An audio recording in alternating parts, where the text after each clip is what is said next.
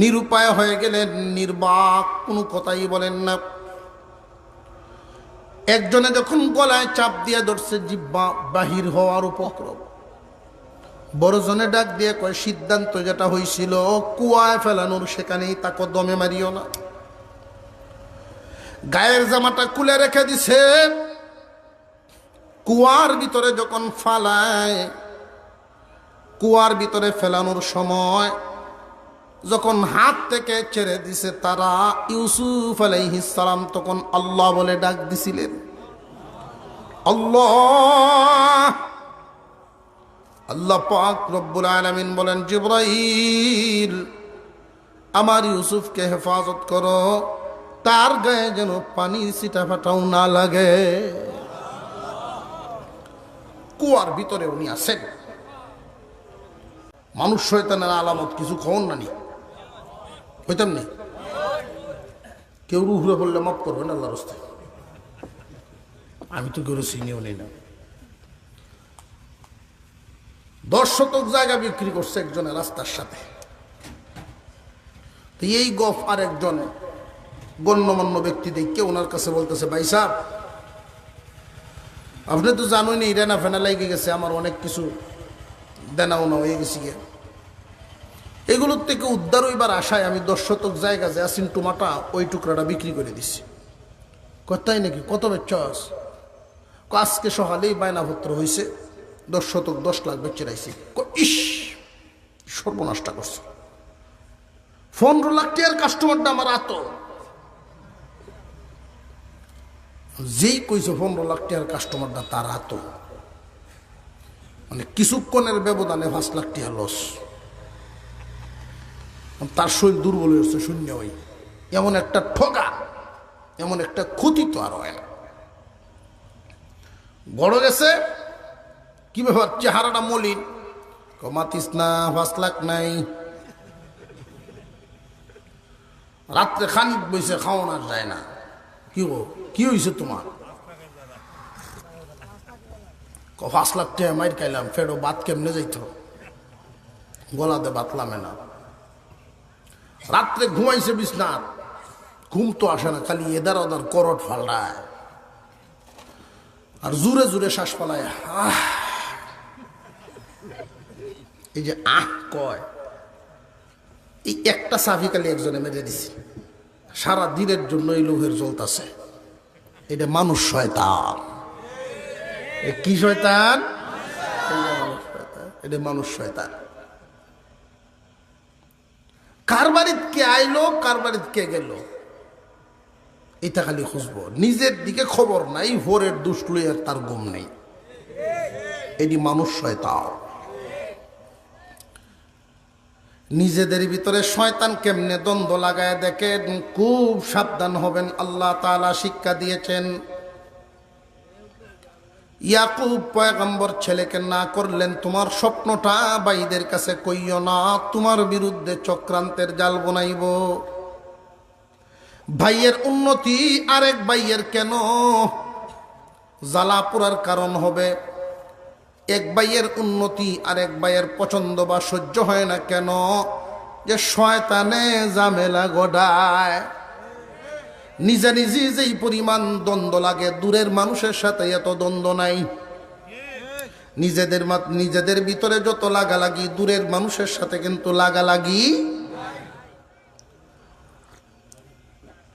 আপন 2 ভাই, বাবা মারা গেছেন 20 কেয়ার জায়গা রাখিয়া,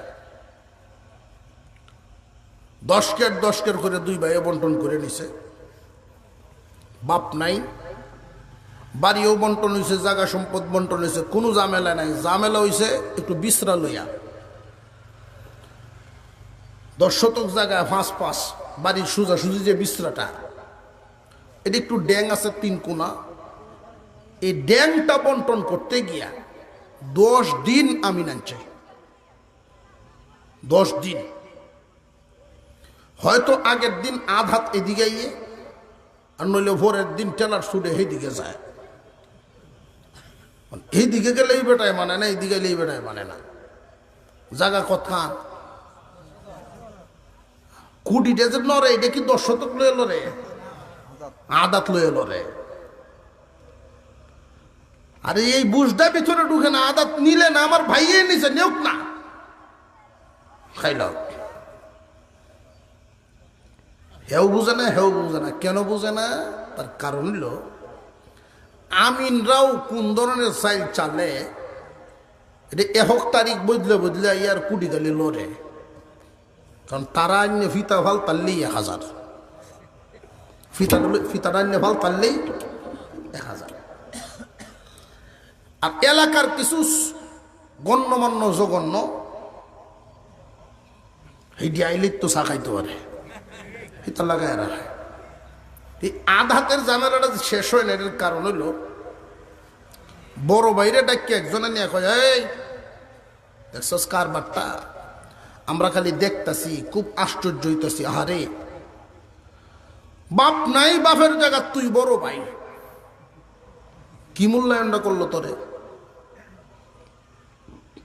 আমরা দেখতাছি বিষয়টা, খুব কষ্ট লাগতেছে, তুইও সারিস না, কয়ে দিছে। এটারে কয় কান ভরা। কি ভরা? বই ভরা, কিতাব ভরা, কোরআন ভরা, এটা কান ভরা। সুটটারে ডেকে নিছে আরেক মানুষ শয়তানে, বাপের জাগাত বড় ভাই। নিজের সম্মান যদি নিজে না রাখে তুই কতক্ষণ মান্য চলবে? তুইও সারিস না, আসি তোর সাথে আমরা, দেহি কইলা যাইতারে। তুই আগামীকালকে মামলা কর, দিছে মামলা লাগাইয়া। বড় ভাইরে এই মানুষ শয়তান দিকে সুটটায় যখন মামলা করছে, তুমি বই তাহলে লাভটা কি? দেও লাগাইয়া, সুটটায়ও দিছে লাগাইয়া, বটটায়ও দিছে লাগাইয়া। এই জায়গা লইয়া যখন মামলা কোনো কোর্টে যায়, উকিলরা মামলা ছাড়তে চায় না, কাস্টমার কমবো। উকিলরা কিন্তু মামলা খালি দৌড়িয়ে রাখতে চায়। 10 শতক জায়গা লইয়া মামলা বাইছে 20 বছর। এই 20 বছর যে মামলা পাইল, এই 20 বছরে যেদিন মামলা যায়, যাওয়া আসাদ করছো আছে না, কোর্টও করছো আছে না, আর যেদিন মামলা যায় এই দিন সারা দিন কাজ কাম মায়ের, এটার লস আছে না? এই 20 বছরের ভিতরে বাবার রেখে যাওয়া যে 10 কের খেলা ফাইনাল। তখনকার সময় এত গাড়ি ঘোড়ার ব্যবস্থা না, হাইটে যাওয়ার লাগে কোর্টও। সিলেট কোর্টও যদি হাইটে যাইত,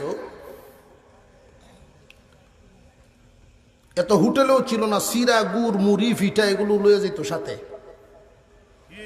রাস্তা আসার সময় গাছের তলে বইয়া নাস্তা করত। 20 বছর পরে মামলা বাইতে বাইতে এখন দুজন জোয়ান থাকতে মামলা হয়েছেন, 2 বড় হয়েছে, গাছের জ্বরও বইছে। এই দিনের ঘটনা হইল 1 লাখ টেন চিরা আছে, গুড় নাই, আর আরেকটা টেন গুড় আছে, চিরা নাই। যাওনের সময় 2-3 বার খায়া শেষ হয়েছে।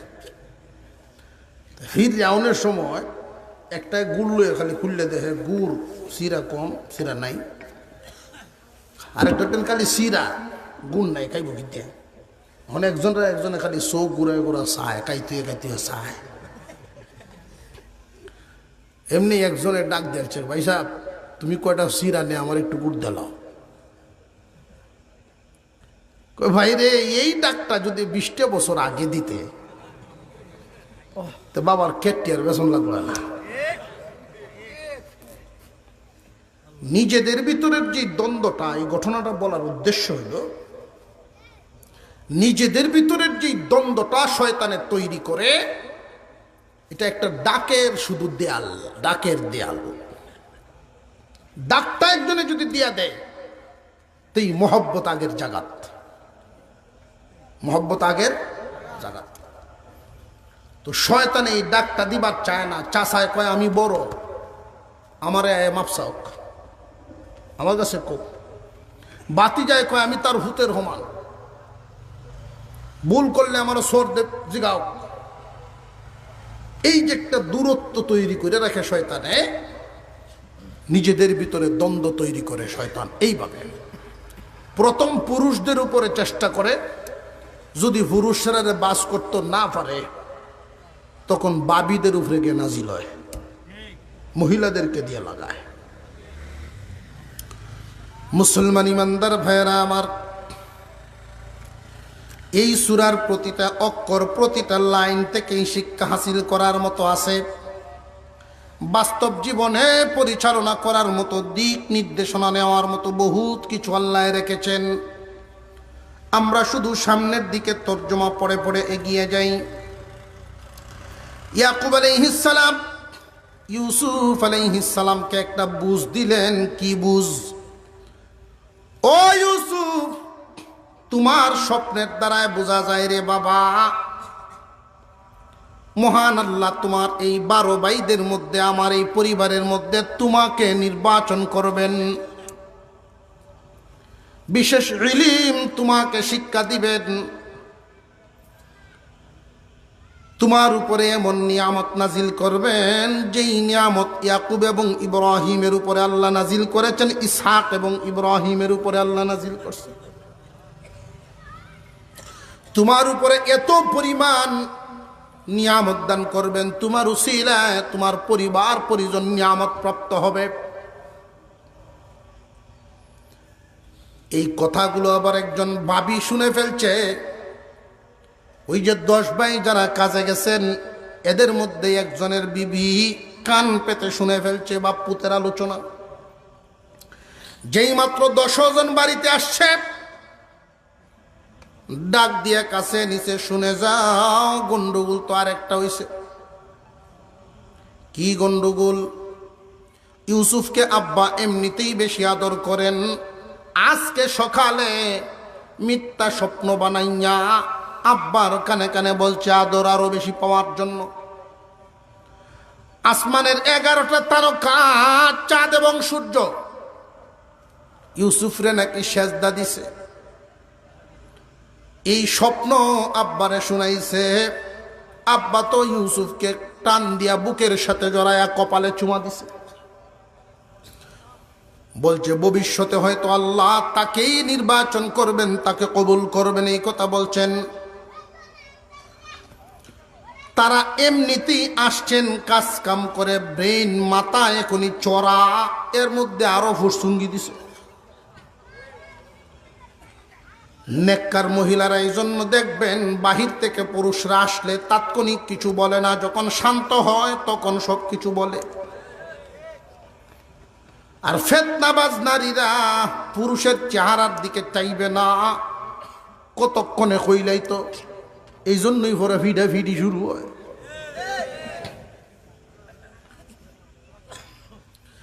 যেই মাত্র কানে কানে বলে দিয়েছে, ইউসুফ আলাইহিস সালামের ভাইদের রাগ শুরু হয়ে গেছে, বুঝে ফেলেছি আব্বা ভুল পথে আছেন, আব্বা ভুল পথে আছেন। ইউসুফের প্রতি আব্বার একটু নজর বেশি, উচিত ছিল আমাদের দিকে আব্বার নজর তাকা। আমরা 10 ভাই, নাহনু উসবা, আমরা 10 ভাই, আমাদের দিকে আব্বার নজর তাকার প্রয়োজন ছিল। কিন্তু আব্বার নজরটা হলো ইউসুফের প্রতি।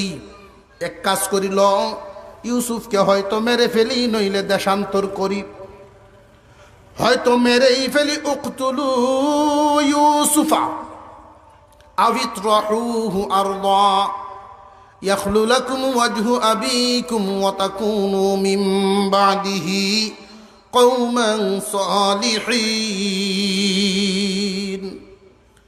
রে ভাই সকল, একমাত্র পথ আব্বার নজর আমাদের দিকে ফিরানোর, একমাত্র পথ ইউসুফকে বাবার চোখের আড়াল করা। আড়াল করার 2টা রাস্তা, হয়তো জানে মেরে ফেলো, না হইলে বাড়ি ছাড়া করো, দেশান্তর করো। তখন দেখবা ইউসুফ যেহেতু কাছে থাকবে না, আমাদের ছাড়া আব্বার কাছে আর কোনো গতিও থাকবে না। আব্বা তো ইউসুফকে চোখের আড়ালেই করেন না, মারবে বা দেশান্তর করবে। সিদ্ধান্ত নে কি করণীয় যায়। বড় ভাই সিদ্ধান্ত দিলেন, বেশি কিছু চিন্তা ভাবনা করো না। ইউসুফকে নিয়ে যদি চিন্তা করতেই হয়, তোমাদের উদ্দেশ্য হলো আব্বার নেক নজর তোমাদের দিকে আসা। সুতরাং দমে মারার দরকার নাই, চোখের আড়াল করলেই তো হয়ে যায়। বড় ভাই শিখায় দিচ্ছেন, এক কাজ করো, কোন রকম আব্বার কাছ থেকে আড়াল করে নিয়া রাস্তার কিনারের অন্ধকার কোনো কুয়ার মধ্যে ফেলাইয়া দাও। রশি ফেলাইয়া, বালতি ফেলাইয়া, যখন মানুষ পানি উঠাইতে কুয়ার ভিতরে বালতি ফেলবে, ওই বালতিতে করে যখন ইউসুফকে উঠাইবে, যেই দেশের মানুষেরা উঠাইব ওই দেশেই নিয়ে যাইব। জীবনে কোনো দিন ইউসুফ আর বাড়ি পাইত না। এই কথার উপরে সিদ্ধান্ত হলো, 10 ভাই মিলে বাবার কাছে গেলেন রাতে। আব্বা, قالوا يا أبانا ما لك لا تأمنا على يوسف। ও বাপ, আপনি কি আমাদের কি ইউসুফের ব্যাপারে বিশ্বাস করেন না? শুধু আপনার হুজরার ভিতরেই রাখেন, আপনার সাথে সাথে রাখেন, আপনার বগলের তলেই রাখেন, আমাদেরকে কি বিশ্বাস করেন না? অথচ আমরা তো ইউসুফের শুভাকাঙ্ক্ষী।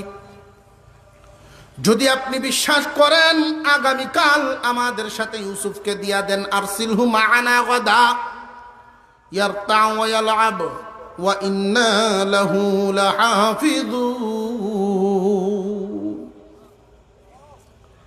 যদি বিশ্বাস করেন, প্রথম জিজ্ঞাসা করছে, আপনি কি আমাদেরকে বিশ্বাস করেন না? বাফে কি না করতে পারবো? বিশ্বাস করি না। যদি বিশ্বাস করেন, আগামীকালকে দিয়া দেন দেখি আমাদের সাথে। এরপরেও বাবা না করছেন না ঠিক। তিনি বললেন, পুত্রারে শোনো, ইউসুফ যদি আমার চোখের আড়াল হয় আর তোমাদের সাথে যায়, তোমাদের সাথে দিতে আমার বড় ভয় হয় এবং চিন্তা হয়। চিন্তা, আপনজন চোখের আড়াল হয়ে গেলে বিভিন্ন ধরনের চিন্তা আসতে পারে মাথায়। ভয় কেন? যে তোমরা যে এলাকায় যাও, বাঘের বড় উপদ্রব, যদি বাঘে খেয়ে ফেলে ইউসুফকে, তোমাদের কাজকামের ব্যস্ততার ভিতর দিয়ে যদি ইউসুফকে বাঘে আক্রমণ করে খেয়ে ফেলে। এক তাফসীরুল্লাহ লিখেন, আগের দিন রাত্রে ইয়াকুব আলাইহিস সালাম স্বপ্নে দেখেন, উনি পাহাড়ের উঁচা টিলার উপরে দাঁড়ায় আছেন, আর নিচে ইউসুফ আলাইহিস সালামকে 10টা বাঘ চতুর্দিক থেকে বের উঠাইছে। উনি সেখান থেকে নামতেও পারছেন না, বাঘের কাছ থেকে ইউসুফকে হেফাজতও করতে পারছেন না। ওইখান থেকে চিৎকার করতেছেন শুধু, এছাড়া কিছু করার নাই।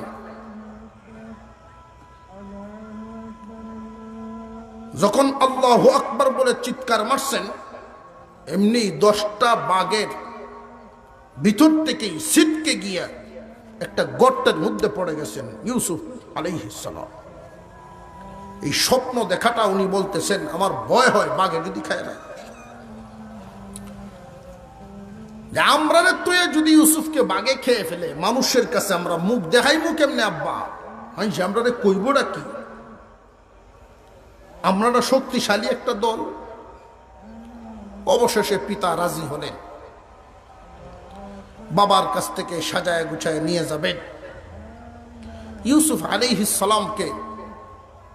পিতা একটা পরামর্শ দিলেন, শোনো, এই প্রথম আমার চোখের আড়াল হচ্ছ, বাড়ির বাহিরে যাচ্ছ, আল্লাহর প্রতি ভরসা রাখবা, আল্লাহর প্রতি ভরসা রাখবা। কোমরের মধ্যে একটা তাবিজ বেঁধে দিলেন। বাবার চোখের আড়াল হওয়ার আগ পর্যন্ত একজনে কুলে নে, একজনে কাঁদে নে, কি পরিমাণ আদর আর আদর, আদরের কোনো সীমা নাই। যেই মাত্র বাবার চোখের আড়াল হয়ে গেছে, এমনি অবস্থা হলো এমন, কাঁধ থেকে ডিল মেরে নিচে ফেলাইয়া দেয়। পিটানো শুরু হয়ে গেছে, জুলুম, অত্যাচার, নির্যাতন। বড় ভাইয়ের আশ্রয়ে যাইতে চান, মেজু ভাই কেন মারে? বড় ভাই চর দেয়, মেজু ভাই লাথি মারে। এইভাবে এমন কোনো ভাই নাই। সবার চেহারার দিকে তাকায়া দেখেন, সবাই উনার দিকে চোখ বড় করে সবাই মারতে চায়। ইউসুফ আলাইহিস সালাম নিরুপায় হয়ে গেলেন, নির্বাক, কোনো কথাই বলেন না। একজনে যখন গলায় চাপ দিয়ে ধরছে, জিহ্বা বাহির হওয়ার উপক্রম, বড়জনে ডাক দিয়ে কয়, সিদ্ধান্ত যেটা হয়েছিল কুয়ায় ফেলানোর, সেখানেই তাকে দমে মারিও না। গায়ের জামাটা খুলে রেখে দিছে। কুয়ার ভিতরে যখন ফালায়, কুয়ার ভিতরে ফেলানোর সময় যখন হাত থেকে ছেড়ে দিছে তারা, ইউসুফ আলাইহিস সালাম তখন আল্লাহ বলে ডাক দিছিলেন। আল্লাহ, আল্লাহ পাক রব্বুল আলামিন বলেন, জিবরাইল আমার ইউসুফকে হেফাজত করো, তার গায়ে যেন পানির ছিটা ফাটাও না লাগে। কুয়ার ভিতরে উনি আছেন। এশার আজান